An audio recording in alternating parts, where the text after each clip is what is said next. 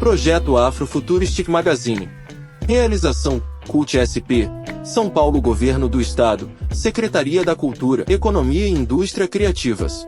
Coordenação: Associação Cultural REC, parceria com Tony Prado Entretenimento, Arte e Cultura.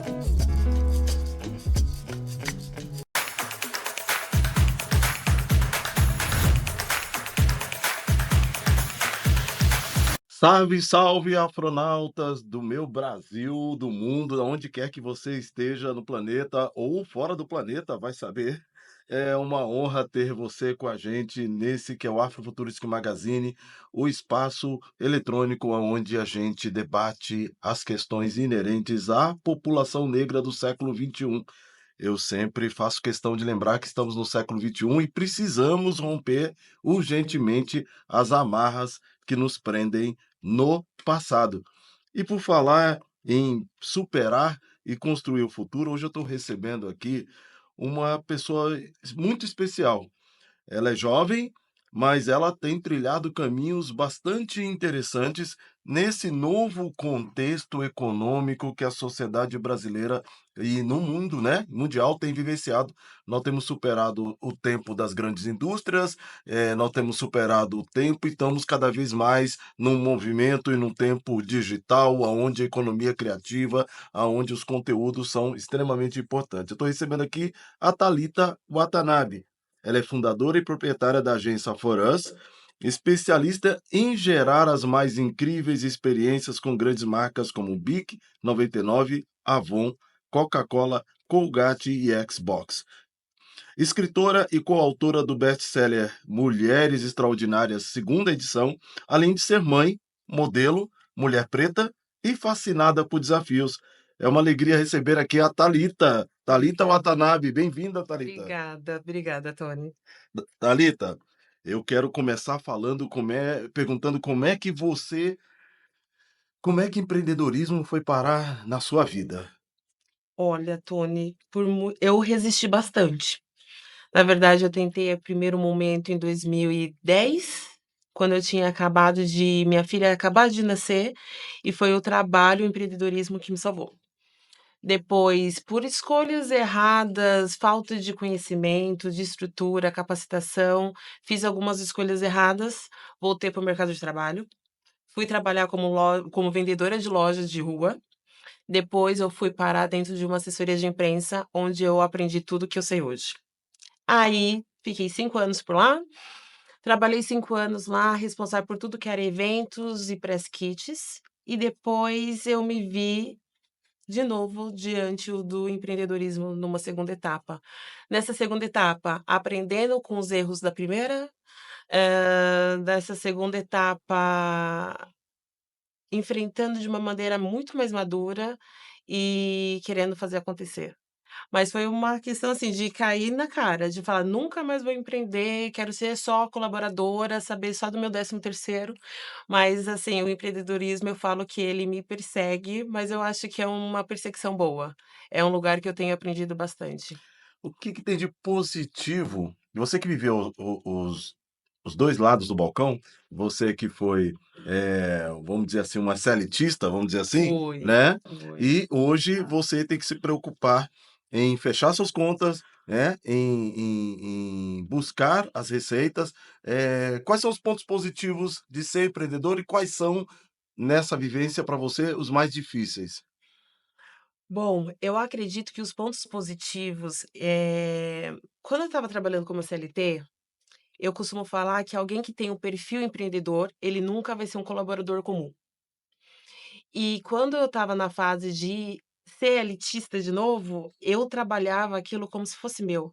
Então eu trabalhava de 12 horas, 13 horas, eu não tinha horário do almoço, eu fazia aquilo como se fosse meu. Só que quando você trabalha dentro de uma empresa, você precisa respeitar a cultura daquela empresa, a chefia, os valores. Muitas vezes você não concorda com tudo. Então, eu acredito que um dos pontos positivos de empreender é você colocar imprimir aquilo tudo os seus valores como ser humano e o que você acredita para a sociedade de uma forma mais liberta. Claro, tem a responsabilidade, cada pessoa que você contrata, você já não comemora o VR de cada um, você sabe que você tem algumas famílias dependendo daquilo, as decisões que você precisa tomar, mas também, assim, você consegue imprimir muito sua verdade e tudo aquilo que você realmente acredita. Se for para trabalhar para alguém, por que não trabalhar para si?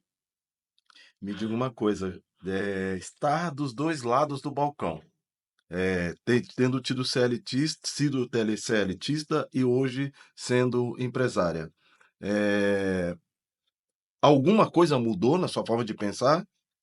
Sim, inicialmente eu queria ser a empreendedora, a chefe ou a patroa, aquela que eu sempre gostaria de ter tido. Depois, na prática, eu comecei a perceber que as coisas não eram tão assim na prática.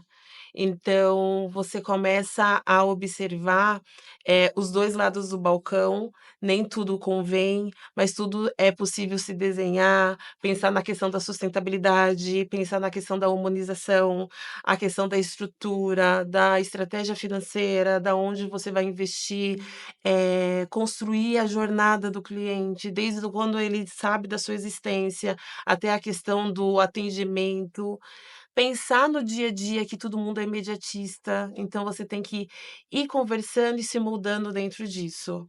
Se me perguntasse se eu voltaria para ser CLTista, eu acredito que eu teria muita dificuldade.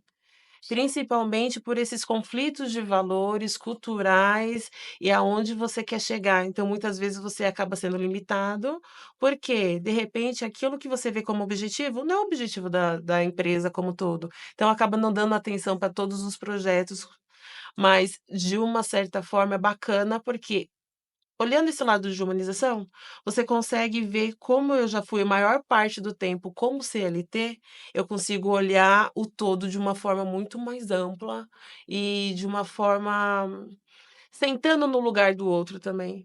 Sim, entendo. E me diga uma coisa, o que é a For Us? A Foras é uma grande fábrica e construção de criatividade e gerar experiência. Experiência essa que a gente trabalha com os pilares como qualidade no atendimento, qualidade nos produtos, qualidade no resultado final. Na questão da agilidade, pensando que hoje em dia todo mundo é muito imediatista, muita ansiedade, tudo aquilo. E o personalizado, porque o que vai agradar você, Tony, não é o que vai me agradar, o que vai agradar quem está nos assistindo. Então, é importante a gente olhar o todo, mas também de maneira personalizada, para não trazer nenhum serviço engessado, mas também podendo atender tanto a empresa quanto o consumidor final. Então, a Forans hoje é uma grande fábrica de experiência, onde hoje nós trazemos os press kits, que são os kits dos recebidos dos influenciadores. Então nós produzimos isso desde a concepção, a criatividade, o que que a empresa quer imprimir nisso? Ah, eu quero imprimir tecnologia. Então a gente vai entender quem são os stakeholders, quem é que vai receber esse kit, quem vai ser o comunicador nas redes sociais disso, para a gente poder produzir esse kit pensando em levar valores para o consumidor final. Também trabalhamos com eventos corporativos e a parte de ativação de marca, mas sempre pensando na experiência. Ai, que interessante. Mas deixa eu fazer outra pergunta. Certamente você deve se relacionar com outros concorrentes, conhecer outros concorrentes e outras pessoas que atuam no teu mercado, no teu setor. Uhum. O fato de ser mulher e ser negra, eh, como é que isso implica no teu trabalho? Constantemente, tenho a necessidade de se posicionar. e acredito que eu preciso me posicionar. Se eu fosse uma mulher branca, eu já teria de me posicionar por ser mulher, mas levantando duas bandeiras, a necessidade de posicionamento é o triplo. Então, assim, constantemente é cansativo às vezes, porque às vezes você não precisa ser ríspida, você não precisa ser tão, mas assim, a gente precisa imprimir essa seriedade, profissionalismo, aquela questão de ter que provar o dobro, o triplo. Acontece também, mas principalmente porque além que a gente tem a questão do racismo, tem a questão do machismo também, e o mundo de empreendedorismo é ali um lugar meio solitário, né. Então a necessidade de posicionamento é constante e Você já diária. você já deixou de atender um cliente por conta disso? Ou se afastou, ou em função, ou você sempre consegue dar o jeitinho? Dá um jeitinho. É, A gente desce eu costumo falar que dificilmente você vai encontrar pessoas que estejam na mesma frequência que você. Então a ideia é sempre entrar na frequência, entender a linha de raciocínio para que você consiga o resultado que quer. sim, Mas nesse mundo corporativo a gente de empreendedorismo também, a gente encontra muito a questão de ego, a questão de prioridades. Muitas vezes já fui em reuniões que eu era responsável pelo projeto e tanto na fase como CLT, como agora como empreendedora. E se dá atenção para o meu colaborador branco do que para mim, por ser mulher e preta. sim, sim. Mas aí com jogo de Já cintura, perguntaram para você quem que é a dona da empresa? não, mas já Para mim já. perguntaram já. É, Mas já me perguntaram se eu era a manicure, é, para ir atender os colaboradores daquela empresa ou se eu era a massagista, isso já. já, né? Na verdade, a gente está ocupando um espaço que é novo, né? Nós vivemos numa sociedade absolutamente engessada, e como eu disse aqui na abertura, precisamos nos soltar das amarras do passado, né? E o intento do projeto Afrofuturist, que é a partir daquilo que prega o afrofuturismo, de você se referenciar a partir do legado, das contribuições da nossa ancestralidade e projetá-las para o futuro. Nada melhor do que uma lança de raio laser no filme Panteras Negras, É né? verdade, é É uma verdade. ligação daquilo que é ancestral com aquilo que é possível chegar no futuro. Exatamente. Eh, Como é que você se vê e como é que você vê a For Us, num futuro breve? Num futuro breve, os planos. Eu acho que São Paulo, Brasil, ainda é pequeno dentro do que eu quero conquistar para Forans. Eu acredito que a qualidade de mão de obra e de entrega que nós fazemos no Brasil, em nenhum lugar do mundo estão acostumados. Eles então eu quero levar a nossa qualidade de entrega, quero levar a nossa criatividade, quero levar a questão da nossa resistência e a nossa resiliência para fora, sabe. Eu estive a primeira vez que eu estive na Europa, o que eu nem imaginava estar. Quando eu cheguei lá, eu vi que teve aquela quebra geográfica, porque a gente fica limitado, né. Uhum. A gente cria uma barreira até para ir no Rio de Janeiro, sair de São Paulo para o Rio de Janeiro, e aí quando você vai para fora do país, você vê a dimensão que tem tudo aquilo, você fala: "Por que que eu estava vendo aqui naquele mundinho?". Então quando eu fui viajar, eu falei assim, eu fui para um dos países que eu fui na primeira vez foi para França, eu falei: "Eu quero a Forans aqui. Quero trazer a Forans, trazer a qualidade, a criatividade, a excelência no serviço". Então quando eu vejo de o que eu vislumbro, eu acho que o céu é o limite. Então, eu quero levar para fora do Brasil, quero ter outras unidades, Rio de Janeiro, penso em fazer collabs com vários empreendedores pretos, porque a gente não tem o conhecimento, a gente não tem a estrutura, a gente não escuta na mesa de café da manhã de casa desde pequeno falando sobre investimento, sobre empreendedorismo. Então o que eu quero trazer é além de somas de troca, que eu acredito que muito nessa questão da gente trazer a gente fez recentemente um evento, a gente ganhou a concorrência de uma série de 6 eventos da Unilever, que é o marketing antirracista. Só empreendedores pretos participaram dessa concorrência, Nós ganhamos e todos os fornecedores, todos os parceiros que trabalhou na construção disso, todo mundo preto. Então, eu acredito que é isso. Outro ponto que eu vislumbro é a questão de trazer a parte de consultoria, tanto para empreendedores, aí eu estou falando de uma maneira geral, trazendo a questão de experiência, como trazer, lapidar aquilo que já está sendo feito com tanta maestria ou com tanta intenção boa, como lapidar isso e trazer um formato melhor?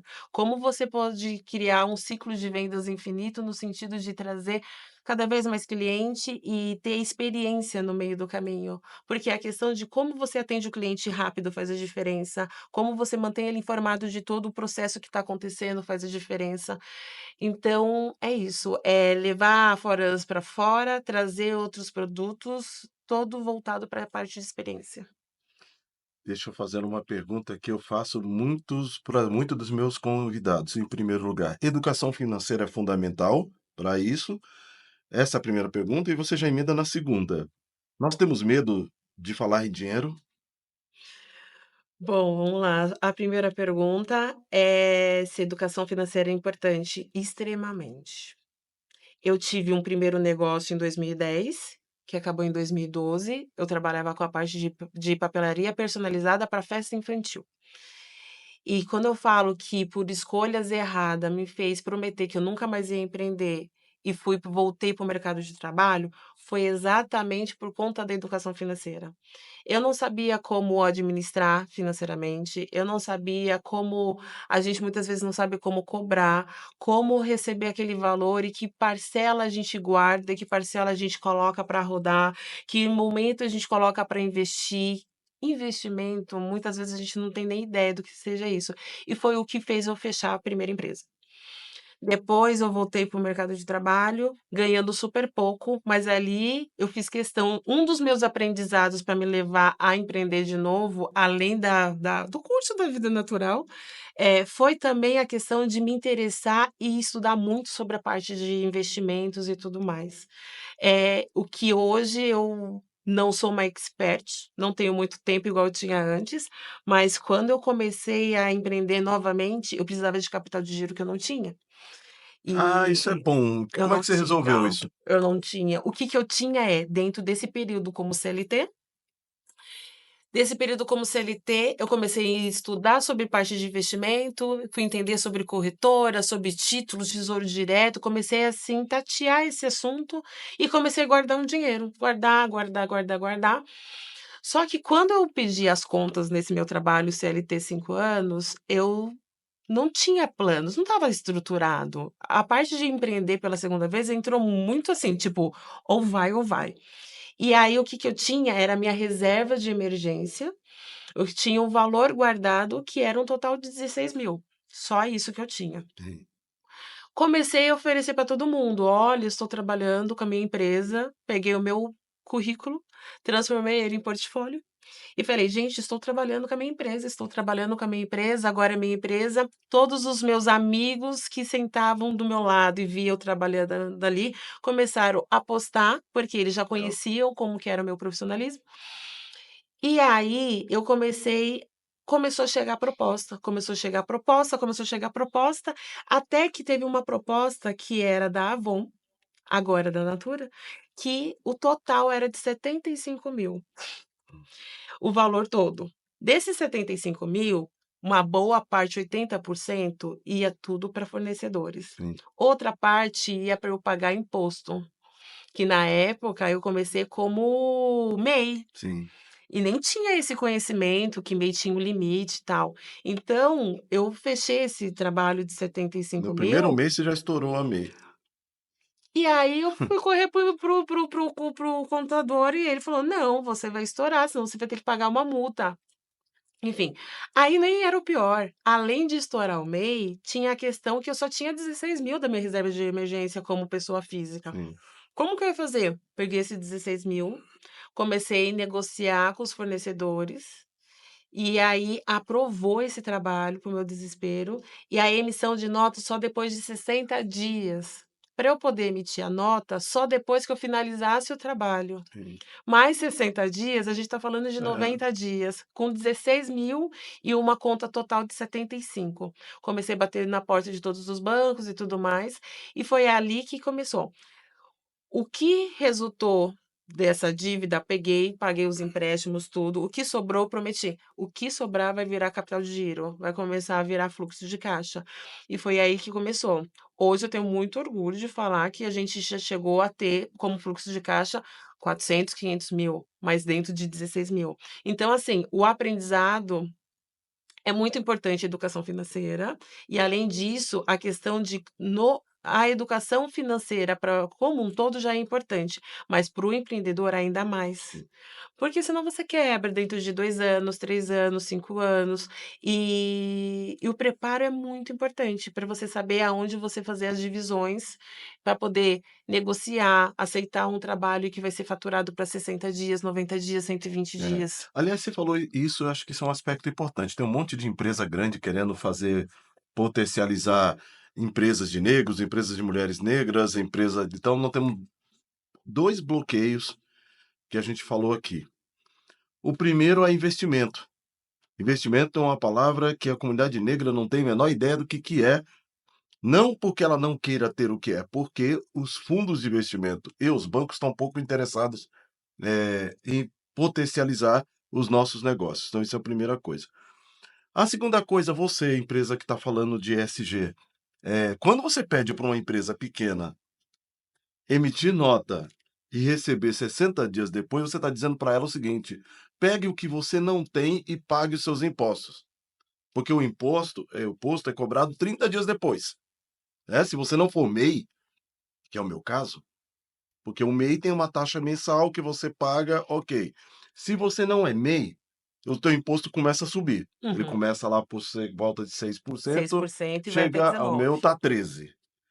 E tem clientes que nos pedem para emitir nota e paga 2 meses depois. Isso significa que 13% daquilo que você tem a receber, bruto, você vai ter que se viabilizar para pagar imposto, né? Antes de Antes de receber receber. os 60 Então você dias. vê como é que é cruel a lógica de empreender no Brasil, É né? quase que você vira um banco, É, né? exatamente. Praticamente Você isso. tem que ser o seu próprio banco. Quando E você você não tem que tem, entregar com qualidade, sim. né? Você entrega com qualidade, ou seja, você custeia antes para receber depois. É como você falou, invista aquilo que você não tem. E impressionante que, na verdade, uma empresa gigante, quando faz esse mecanismo, e tem empresa que paga 5, 6 meses depois, não vou citar nome, mas tem empresas que pagam 5, 6 meses depois, é de uma crueldade, porque você que é uma empresa gigantesca, está se apropriando de um dinheiro, porque você obriga ele a emitir nota, que você poderia pagar. Quer dizer, você poderia solicitar a nota e pagar imediatamente, mas você não paga.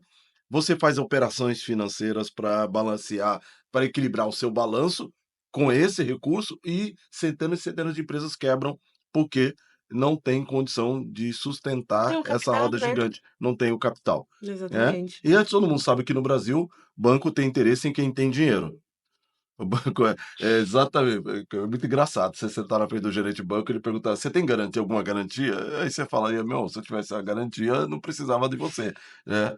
Mas é essa a realidade, né? É. E E quando eu fui bater na porta dos bancos corporativos, os jurídicos, então foi meio que na raça, aprender aonde conseguir os capital de giro, aonde conseguir esses empréstimos, pagando juros altíssimos para conseguir. Ainda hoje eu sei de alguns programas que você consegue antecipação de sim. valores e tudo mais, mas eu não tive a sorte de ser dessa época não. E nem só de conversa vive o homem. Vamos de música? Fique agora com a banda Ultra Soul. Mais de baixo, mais Whatever you want to do, alright.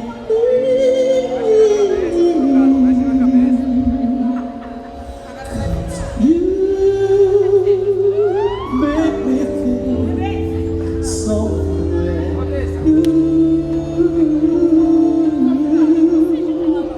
when I want to spend my life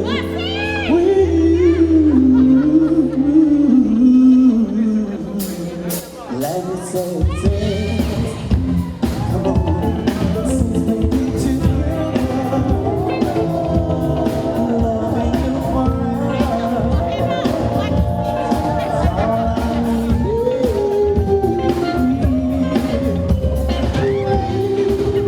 It's a one, come right.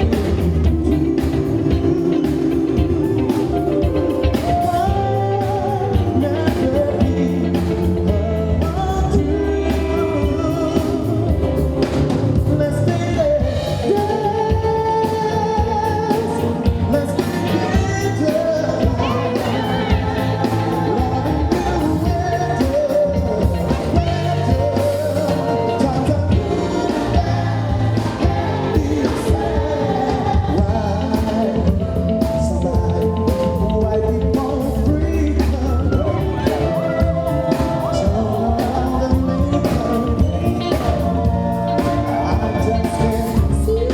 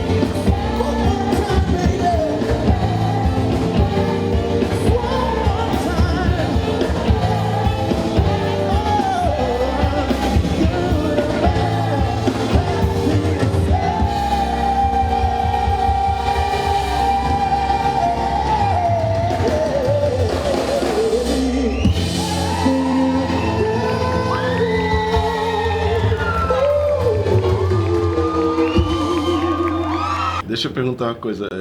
Você conseguiu pensar um plano para escalar? Você falou agora que quer sair do Brasil, que quer Quero. expandir e tal. Você já conseguiu desenhar esse plano? Como é que você consegue escalar?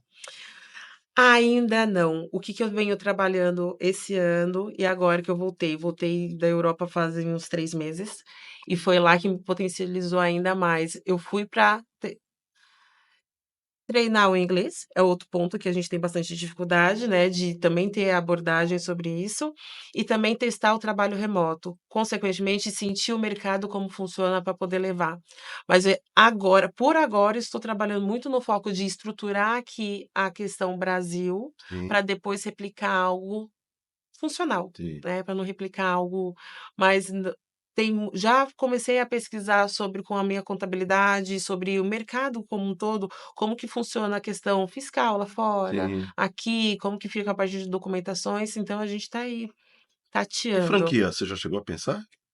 E construir um modelo franqueável? Seria muito interessante.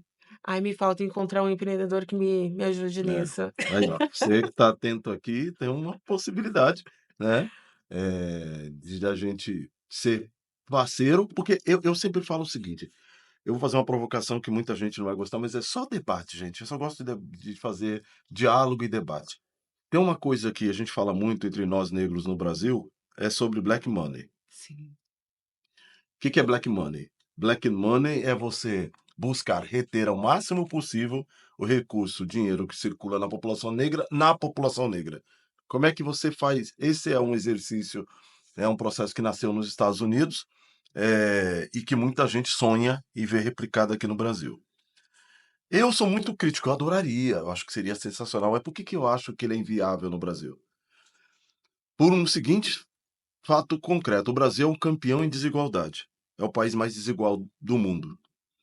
Isso faz com que o seguinte: o dinheiro, quando chega numa família, o pai e a mãe recebem o dinheiro, normalmente esse dinheiro fica na mão dessa pessoa, desse trabalhador, 3, 4 dias.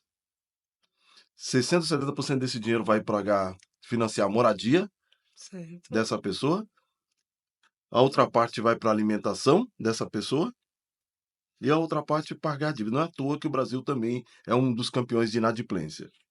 Né? Quando ele conseguir um empréstimo, depois ele não consegue pagar e entra na lista dos inadimplentes do mundo. Então, para você pensar black money, você precisava encontrar a forma de que o recurso fique na população negra. Para isso, eu teria que dizer o seguinte: se 30 a 40% desse recurso é para alimentação, eu preciso ter um supermercado gerido por negro, concorda? Porque se eu imediatamente recebo dinheiro hoje e eu preciso ir ao mercado amanhã, eu vou ter que ir na grande rede de supermercado, eu vou ter que disputar aonde tem o menor preço para que Exato. sobre para mim. Exato.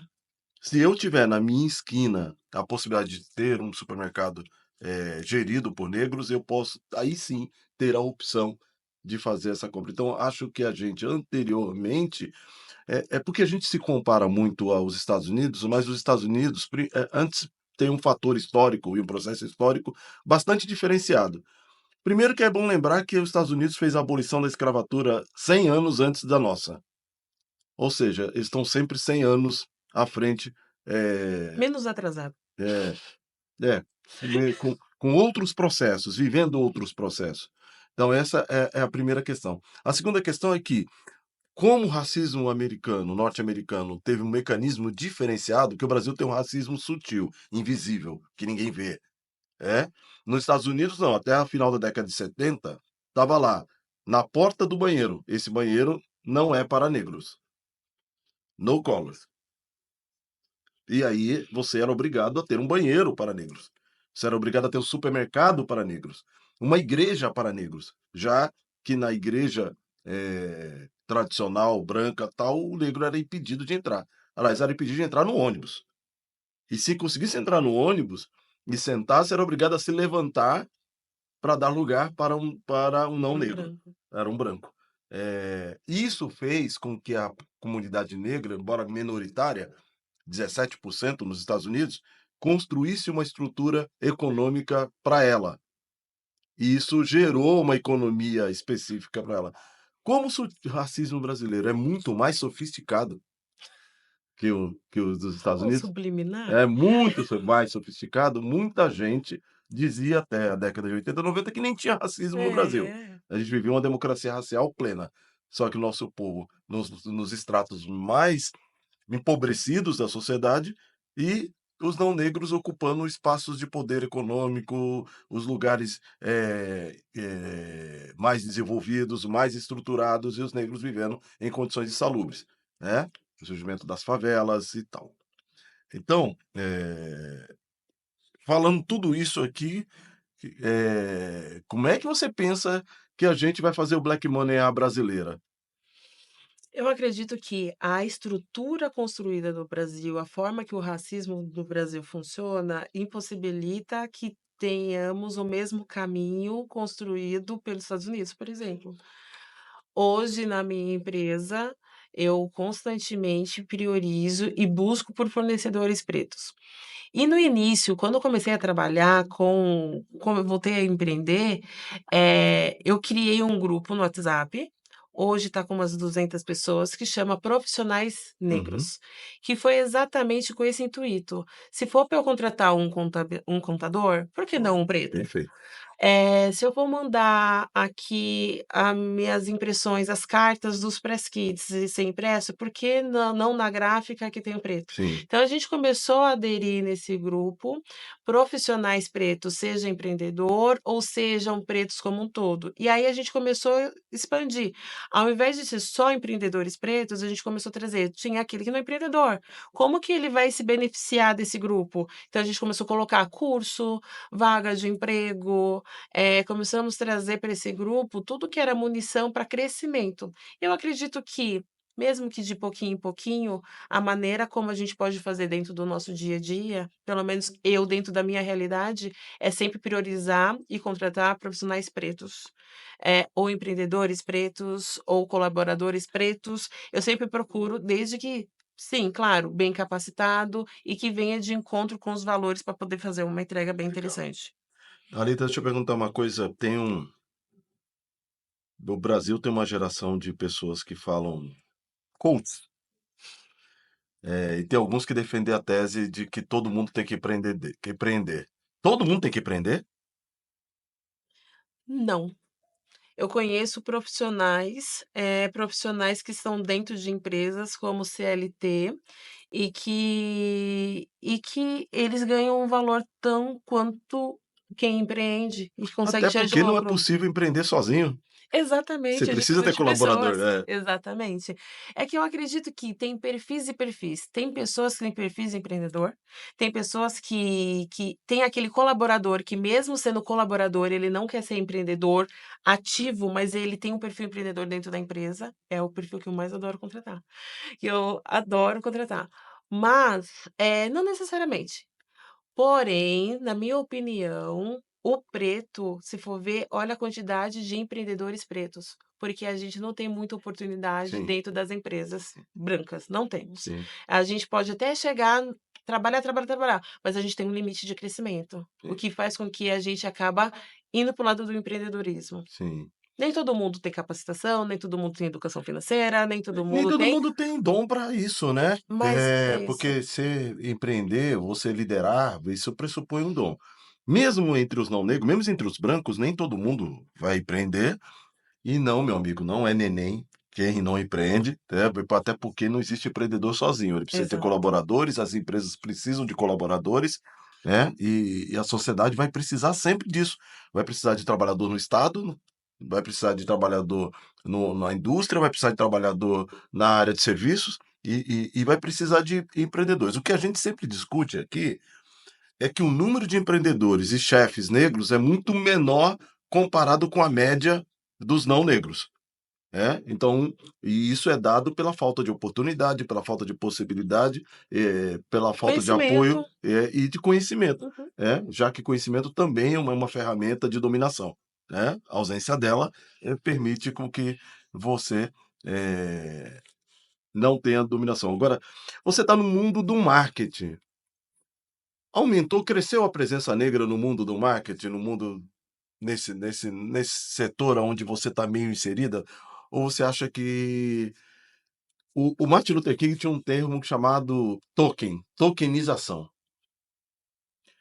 Ele dizia o seguinte, que tinha empresas que diziam que faziam políticas raciais, mas era só no marketing. Hum. Quando você entra dentro da empresa, quando você verifica a direção, quando você verifica as compras, quando você verifica a direção, na verdade, a distribuição da riqueza produzida continuava tão desigual ou pior do que antes. Mas ela faz aquela publicidade, é isso que ele chamava de tokenização. Você teve visto muito isso? Olha, tem os 2 lados. Eu, como empreendedora, eu não encontro com certa frequência outros empreendedores pretos. E Eh, gestores na área de marketing? Também não. não. Exceto como empresas como Unilever, sim, até porque quem fez a nossa contratação, nossa interface o tempo todo ali, e assim, quando a gente foi nos eventos dentro lá, a gente via muitas pessoas pretas, aí sim. Mas, não é algo que Ou então não tô circulando nos lugares certos, mas eu não tenho encontrado. Agora, como o marketing vem sendo trabalhado, aí eu, como modelo, consigo ver isso, que tem se explorado cada vez mais a questão da figura preta nas publicidades de Sim. marketing, mas eu me questiono até que ponto é para fazer parte do politicamente correto, Uhum. ou enquanto isso realmente é uma defesa e levantar bandeira. É um Sabemos passo, a né. resposta, né. É, Mas pelo menos agora é um passo. a gente é uma É, figura que representa, isso. vamos movimentar Você isso, pode ir no vamos. YouTube, você que é jovem, você que é Ai, uma menina, obrigada. você que é uma menina, você pode ir no YouTube, e lá no YouTube tem um vídeo de um programa chamado Roda Viva, que ainda existe, Uhum. e lá eles estavam entrevistando um publicitário da década de 80 chamado Ennio Mainardi. O Ennio Mainardi é o pai do Diogo Mainardi, esse cara que está no Manhattan Connection, um dos apresentadores. E ele era um dos papas da publicidade no Brasil naquela época, a publicidade estava em alta, isso. E eu me lembro dele ir com a cara limpa e tranquila, e tá no YouTube isso aí. E ele dizia que negro não vende, que negro não tinha que estar na publicidade. Isso em que ano? Isso foi no final da década de 80, no início da década de 90. Tá. É, e ele dizia que negro não vende, que não tinha que estar na publicidade e que nem preto gostava de preto nas imagens. Vocês podem visitar. Mas o que mais me impressiona, eu acho que tem gente que ainda pensa como ele, mas o que mais me impressiona é como em pouco tempo, tão pouco tempo, e eu estava vivo, eu já estava vivo, e eu assisti o programa ao vivo, como em tão pouco tempo as coisas meio mudaram um pouco. Porque hoje é impossível, hoje é impossível alguém ir à Roda Viva E falar e dessas fazer uma coisas. afirmação como essa. Tony, você já viu algumas entrevistas que aparece, as pessoas antes falavam descaradamente sobre eram gordofóbicas, o que Sim, hoje seria, sim. falavam coisas que hoje não Que fala. hoje Mas por quê? Hoje, então, é é. muito velado. Então, acho que tem um processo de alguma evolução que eu acho que é importante. Eu acho que não é suficiente, Sim. né? Acho que a gente precisa avançar muito mais. Eu, por exemplo, tenho participado, eu tenho acompanhado uma das artistas da minha empresa, que eu empresario, que é a Isabel Filardes, que foi modelo, hoje é atriz, cantora, importante, e ela é a embaixadora de um movimento chamado Pacto pela Igualdade Racial, que é um movimento feito pela sociedade civil, por negros da sociedade civil, e que tem feito com que empresas assinem um pacto por avançar em políticas internas de ação afirmativa, políticas internas de diversidade, que eu acho tão importante. Então, eu estou aproveitando para fazer homenagem aqui para o pessoal, para a galera do Pacto, da Igualdade Racial, e a Isabel Filardes, que é minha companheira nesse projeto, Afrofuturos, e dizer que tem um processo de evolução. E nem só de conversa vive o homem. Vamos de música? Ficamos agora com o Mojá.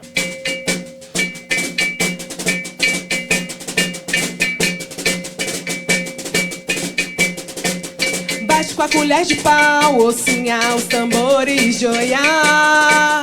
Bate com a colher de pau, ossinha, os tambores, joiá. Bate com a colher de pau, ossinha, os tambores, joiá. Bate com a colher de pau, ossinha, os tambores, joiá. Acarajé na folha de banana, quero lhe presentear. Mulher bonita que nunca se cansa de guerrear. Mulher bonita que nunca se cansa de guerrear. Oiá! Bate com a colher de pau, ossinha, os tambores, joiá. Bate com a colher de pau, ossinha, os tambores, joiá. Bate com a colher de pau, ossinha, os tambores, joiá. Bate com a colher de pau, ossinha, os tambores, joiá. Vai chover rosas vermelhas, mande um raio anunciar. Com a espada abrir os caminhos, tambores, joiá vai passar. Com a espada abrir os caminhos, tambores, joiá vai passar. Oiá! Bate com a colher de pau, ossinha, os tambores, joiá. Bate com a colher de pau, ossinha, os tambores,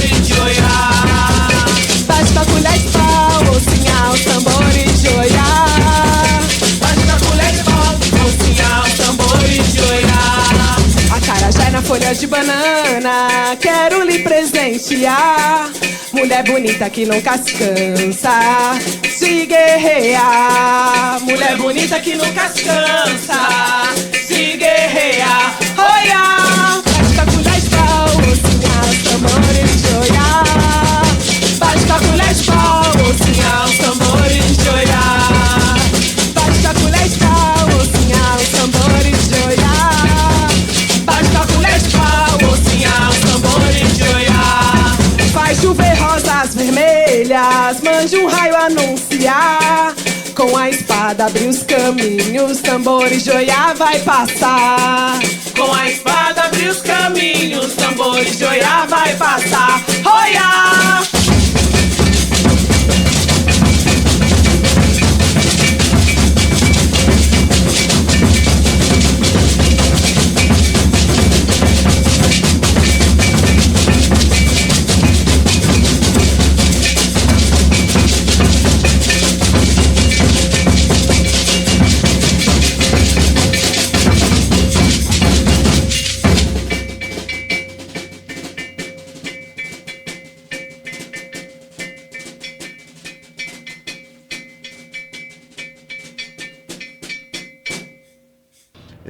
E para mim, Thalita, é bom falar para você que eu estava falando nos bastidores para você que uma coisa que me brocha profundamente é ir em feira de negócios negros Sim. e ter a sensação de que nós ainda estamos na Idade Média, que nós ainda estamos produzindo bijuterias com semente, que a gente ainda está produzindo material com tecido, que nada contra, acho importante, mas eu sinto falta de profissionais falando de economia criativa, profissionais desenvolvendo gamers, desenvolvendo tecnologia, né? Portanto, tem a sensação de que a gente vai ficar fora da próxima festa, que é aquela que você perguntou, dessa grande transformação que o mundo está vivendo, como é que nós vamos estar, Uhum. né? Mas eu fico feliz de saber que você está construindo uma perspectiva de futuro a partir de uma empresa que não deixa de ser economia criativa, que lida com experiências, com perspectivas, né? Criatividade. E aí eu queria que você olhasse para a câmera e fizesse de conta que você está conversando com você aos 17 aninhos. Nossa. Que aprendizado você adquiriu aqui e que você transmitiria para essa menina de 17 anos que está sonhando em começar a construir um processo? Bom, se fosse para falar para uma menina de 17 anos, eu Não faz muito diria. tempo, né, que você fez 17 anos, mas Ai, o quê? faz 20 anos. Faz 20 Você anos tá já. brincando. Tô falando sério, eu tenho 37. Então fazem 20 anos já para essa menina. Bom, eu diria, Thalita, tu vai traçar, você vai chegar em lugares que você jamais imaginou. Vão dizer que você não é capaz, você vai fazer escolhas erradas, mas achando que é a escolha certa. Vão dizer que você não tem a capacidade de alcançar, vão questionar e falar: "E se não der certo?". E você muito teimosa vai falar: "Se não der certo, eu vou fazer dar certo". Foi exatamente o que eu falei. E e mesmo que vier todas as dificuldades, acredite, vai atrás de conhecimento, se muna de bons parceiros. Acredite no ser humano, mas acredite mais ainda em si. Não compita com outro, compita com você mesmo, a cada dia trazendo cada vez o seu melhor, imagina longe, longe. E pode ter certeza, dinheiro é consequência. Vamos falar que é balela, mas é consequência. Existem bons e maus profissionais em todas as áreas, então não é ser médico que você vai ser bem-sucedido, não é ser empresário que você vai ser bem-sucedido, mas é as escolhas certas, é as somas certas. Muitas vezes o dividir é multiplicar, Muito é bom. multiplicar.